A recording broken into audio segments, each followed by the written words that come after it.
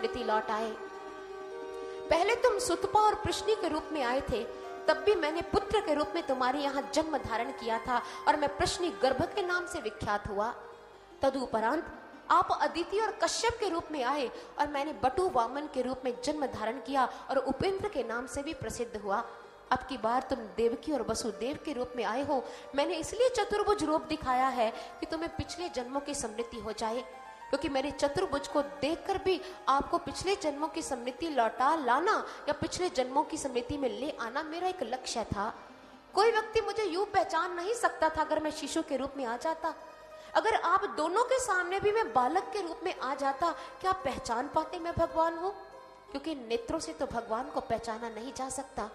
इसलिए मुझे चतुर्भुज रूप दिखाकर यह एहसास करवाना पड़ा कि साक्षात नारायण धर्म की स्थापना के लिए धरती पर आ चुके हैं। और भगवान ने सुंदर चतुर्भुज रूप धारण किया है, लेकिन माँ की प्रार्थना पर वो एक नन्हे से शिशु के रूप में परिवर्तित हो गए। भगवान ने वसुदेव जी को प्रेरणा दी, मुझे शीघ्र अतिशीघ्र गोकुल में ले जाइए और वहां मेरी योग माया ने जन्म धारण किया है, उसे यहाँ कारागृह में ले आइए। वसुदेव जी सोचने लगे, हाथ पांव में बेड़ियां हैं, क्या करूं? लेकिन प्रभु की आज्ञा का पालन करते हुए उन्होंने शिशु को नन्ही सी टोकरी में डाला, उसे अपने मस्तक पर रखा तो कारागृह के द्वार अपने आप खुल गए। हाथ पांव की बेड़ियां मृत सर्प की मानी झटक कर नीचे गिर गई, मानो भगवान ने ये कहा दिया हो, जो मुझे अपने जीवन में मस्तक पर धारण करता है, श्रेष्ठ स्थान देता है, उसके लिए कारागृह के द्वार तो क्या, मैं तो मोक्ष तक के द्वार खोल देता हूँ। और शीघ्र अतिशीघ्र वसुदेव जी गोकुल जाने लगे तो मार्ग में यमुना उछाल भरने लगी। यमुना तब तक उछाल भरती रही जब तक प्रभु के चरण कमलों का स्पर्श नहीं कर लिया, फिर वो सामान्य हो गई।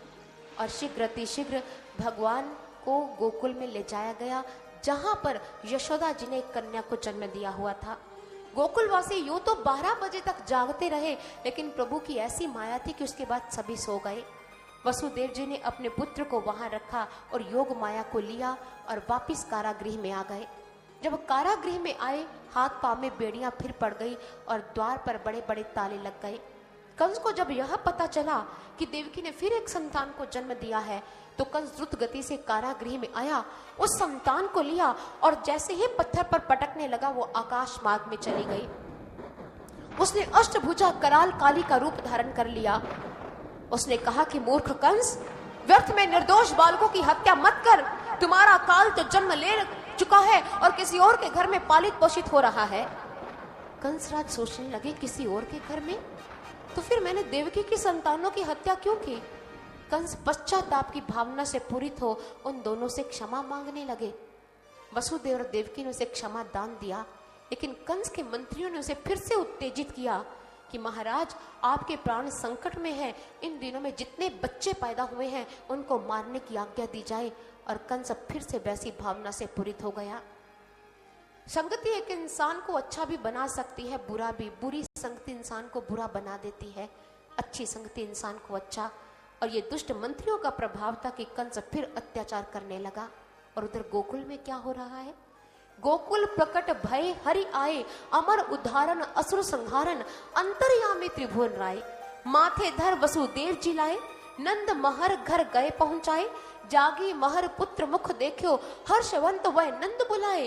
पुलकत अंग उर में न समाये, गदगद कंठ बोल नहीं आवे। वो तो इतनी प्रसन्न है यशोदा कि मेरे घर में छोटे से बालक ने जन्म लिया है। और समस्त गोपांगनाएं वहां पर एकत्रित हो गई। कोई कहने लगी, अरे ये तो श्याम तमाल का मृदुल पल्लव लग रहा है।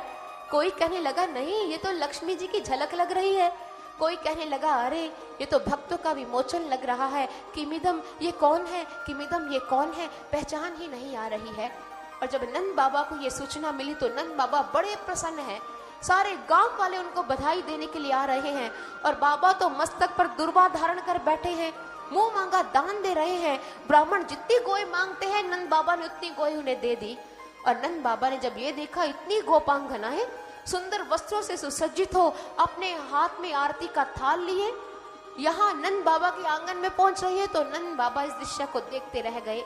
और दूसरी तरफ वहां पर दधी कांदो उत्सव हो रहा है, सब खेल रहे हैं, कूद रहे हैं, नाच रहे हैं, गा रहे हैं, इतने प्रसन्न कि नंद बाबा ने इस दृश्य को देखा तो नेत्र नम हो गए।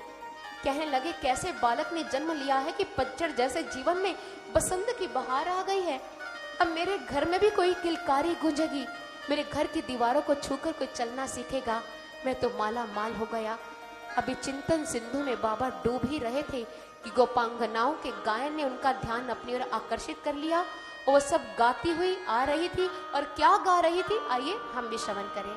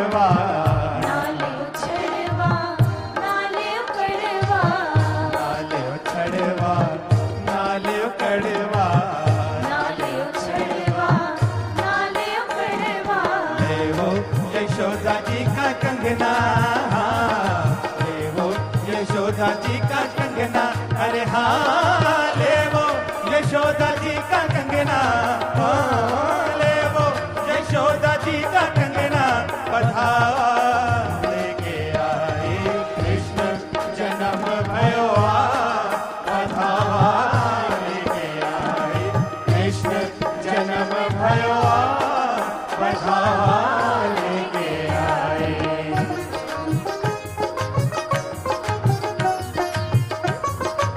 ताली बजाते रहे, दोनों हाथ ऊपर करके।